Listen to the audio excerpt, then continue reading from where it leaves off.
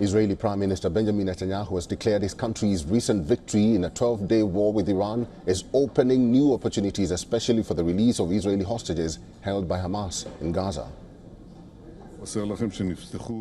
I want to tell you that many opportunities have now opened up, as you surely know, following this victory. Many opportunities. First of all, to rescue the hostages. Netanyahu's comment came amid renewed diplomatic activity, increased pressure from hostage families, and growing international urgency to end the war in Gaza, which is now entering its 21st month. Netanyahu also reaffirmed Israel's goal to defeat Hamas, the group responsible for the October 7th attack that sparked the war. He said that Israel would dismantle the militant group and solve the Gaza issue. Of course, we will also have to solve the Gaza issue to defeat Hamas, but I estimate that we will achieve both tasks, release of hostages, but beyond that, broad regional possibilities open up. Families of hostages welcomed the fact that after 20 months, the return of the hostages has been designated as a topmost priority by the Prime Minister.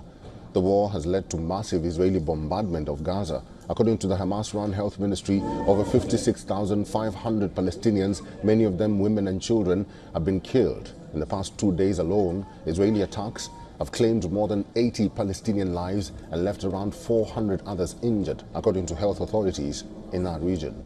Spanish Prime Minister Pedro Sanchez has described the situation in Gaza as a genocide. Sanchez says that Israel was breaching its human rights obligations under the cooperation deal, which forms the basis for trade ties.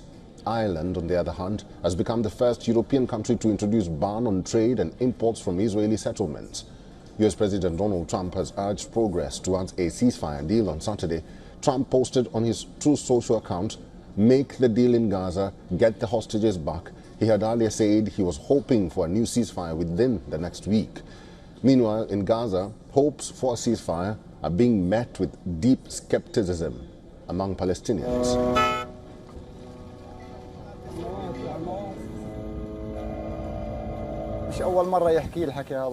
This is not the first time he has said this. Since the beginning of the war, they have been promising us something like this: release the hostages and we will stop the war.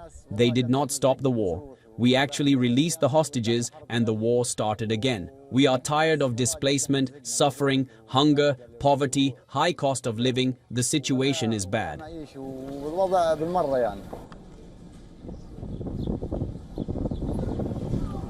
As ceasefire talks reportedly inch forward, Israel's strategic affairs minister is expected in Washington this week. Netanyahu himself may soon follow, a sign that after months of bloodshed, diplomacy could be gaining ground. This as Trump continues voicing support for Netanyahu. In the latest, the US president has posted an article on delay to Netanyahu's trial. Netanyahu is accused of corruption, accepting lavish gifts in exchange for political favors. His request to delay his court's testimony to focus on security issues was denied on Friday. On Saturday, Trump slammed prosecutions against Netanyahu and called it a move to distract the Israeli Prime Minister from making critical progress in Gaza and with Iran. He called Netanyahu a war hero and added that the US has spent billions of dollars worth of military aid to Israel and will not stand this.